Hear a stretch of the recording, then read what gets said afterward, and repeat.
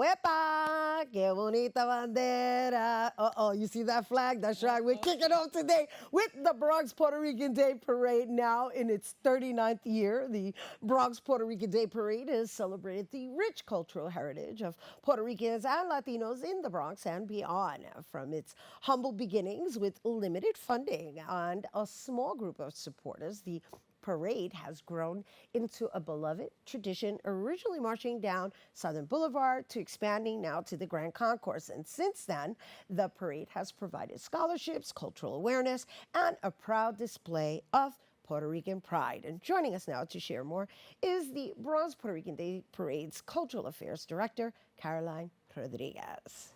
Yay! Thank you for having me. You can wave your flag. I know. I'm like this when she's introducing us. It's all good. It's all good. I mean, at this point, you know, if you're not Puerto Rican, you become Puerto Rican in the month of June. Yes, that's right. We're the takeover, the Puerto Rican Day Parade takeover. That's it, right? And so, which is a wonderful entry into the Bronx Puerto Rican Day Parade now happening, coming up tomorrow after everybody experiencing the National Puerto Rican Day Parade. Right. And then prior to that, the Barrio Puerto Rican Day Parade. And so, the Bronx Puerto Rican Day Parade, obviously, I already introduced. You're celebrating the 39th year, and it's gone through various transitions. So, why don't you introduce us to this year's version of the Bronx Puerto Rican Day Parade? So this year is going to be really nice. Actually, going to be bigger than last year. We have a lot of people participating. It's going to start off in 161st Street all the way down to Mount Eaton Avenue. But we have a lot of amazing surprises. We have a much more participation than last year. I'm not sure if you are aware, but last year was like the first year since the pandemic that the Bronx Puerto Rican Day Parade came back. Right, and so here we are, 2025. It came back in 2024 after being shut down from what, like 2019 to 2023, right? Yes. Right? Because I don't think they even, I mean, everybody did the best they could to convert a lot of the festivals into virtual celebrations, but, you know, it's not the same thing, right? Right, no, it's not. And then there's also the fact that the Bronx Puerto Rican Day Parade wasn't usually happening in the month of June. It was a different month, and I remember because I was honored by the Bronx Puerto Rican Day Parade in 2016. Yes, I actually surprise. I was a madrina, and what I do recall about that. So I'm sitting down with the 2016 madrina. Yeah. Okay. Wow. Yeah. Okay. Yeah. This is exciting. This is exciting. So you know the history. You basically know the whole. What I do know is that it tends to rain a lot on the parade, and so I wondered if that had to do with the month that it was actually being put out, and it was always different. It was separate from the National Puerto Rican Day Parade, so it's nice to see it be like a continuation now. Right. So exactly. So prior to the president that we have now, which is Maribel Mercado, we had this gentleman, Francisco Gonzalez, and he's the one that kind of was, you know, flip-flopping with the moms. I guess, you know, because of the weather, but she was the one that decided, like, hey, you know what? I think we need to push it to June, which, like you said, is the Puerto Rican month, Puerto Rican festivities, and it will definitely be better for, you know, weather-wise. Because, it's a little cold. Nobody wants to be outside, like, con el frío. Right. Yeah. No, I know. I don't remember exactly when it was. June makes sense. Yeah, it totally makes sense. It's like, why not? Let's just everything's happening in June. Exactly. Everything's happening in June. It's like, one more weekend. Okay, you know, why not? Right. Right. So I also know you recently had a pageant. So talk to us about all of the events that happened leading up to the parade that we're going to experience tomorrow. Oh my goodness, yes. So we do have the cultural pageant, which is what I oversee. We have the women's category and we have the men's category, where, you know, we have basically all walks of Puerto Rican life, right? You know, you don't have to be born in Puerto Rico as long as you have a family member that's from Puerto Rico to participate. So our first show was the fashion show, which was March 22nd.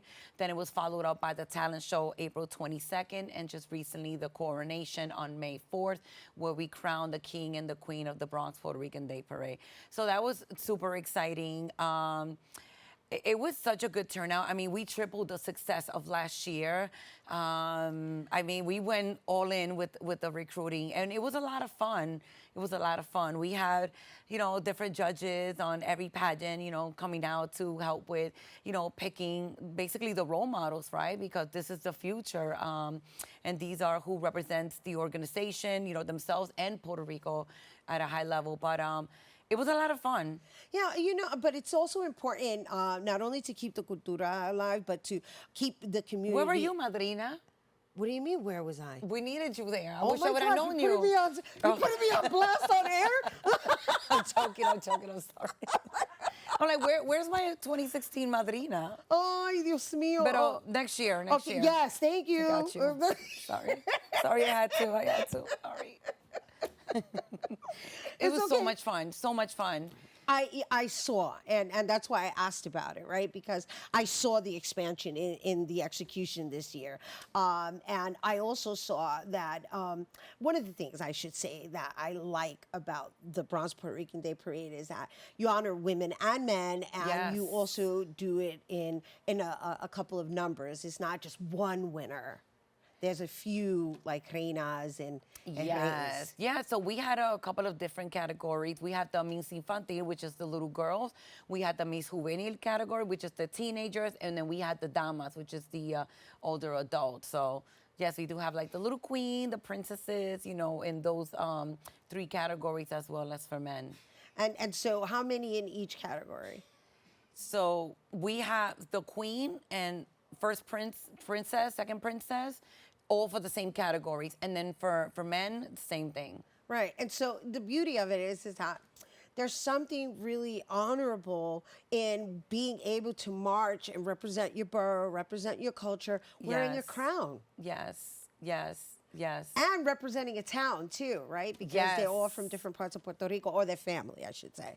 Yeah. I mean, some of them were born in Puerto Rico, and then some of them were just here. But the really cool thing that keeps me excited about the pageant is how some of these girls came in not knowing Spanish.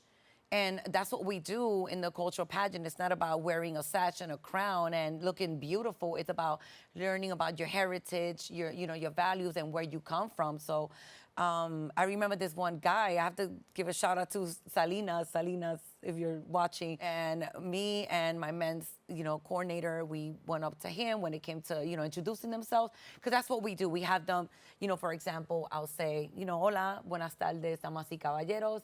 Mi nombre es Karoline Rodriguez y estoy representando a Carolina. So they are able to do it in English, but we encourage them to do it in Spanish. And this guy, he's like, man, you're messing me up with all these lines. And I'm like, well, why don't you acknowledge the judges, the jurado? He's like, okay, miembros del jurado. Oh my God, like this is a lot. But let me tell you, that guy showed up every single weekend, and he practiced. And you would think he just spoke full-blown Spanish because he learned everything. And even the little kids, they learn how to speak Spanish. And I really appreciate Which is so cool. I appreciate you sharing that, because it is important that the next generation also learn how to speak Spanish, not solely through school or the school's version of Spanish, because it is different from the home Spanish, right? Because I learned how to speak Spanish being sent to Puerto Rico. Okay. Yeah, I learned a la cañona. A la cañona. Tú eres boricua. I got it. A la cañona. I can't. For real. Me tenía que defender. Like, figure it out. Well, you got the accent. Yeah, you got the accent, yeah. It's in my worked, blood. it worked. It's in my blood. But, I want to thank you for bringing it here, and thank you for taking on this role of being the director of cultural affairs. Thank you. It's such an honor. It's such an honor. And, and again, one of the things that I forgot to mention is that whatever town they represented, we encouraged them to learn, to study. Like who's over there, who are the leaders, what is your pueblo known for, and things like that. People came back so excited. I remember another girl saying like, oh my God, like my town is known for the piñas, like, the pineapples. And I'm like, yes, and what else? Because you're going to be talking about that. So I just, kind of sat there like a proud mom, just like teaching the contestants, and encouraging them to learn about, you know, about their pueblo. Even if they've never been, I'm like, just search it, see where you're from. It's beautiful, and it's important because, you know, the school system's trying to really dismantle the way we're educated. Oh, I mean, not that man. we're really learning this anyway, so it's important for them to learn, have other outlets. It's so exciting, yeah, and it's exciting that they not only do they learn, they get to wear it and carry it and march down the Grand Concourse. So thank you again Amen. for Of bringing course, it here. of course. And we are looking forward to the Bronx Puerto Rican Day Parade. Once again, Karoline Rodriguez, the Bronx Puerto Rican Day Parade's Cultural Affairs Director, and we were talking everything about the 39th Bronx Puerto Rican Day Parade, which is set to take place this Saturday, June 14th at 11 a.m. at the Grand Concourse, and it's going to start at 165th Street and march all the way down to Mount Eden Avenue in the Bronx. And if you're interested in more information, you can check out their social media at Bronx Puerto Rican Day Parade. All right, stay tuned. There's more open when we return.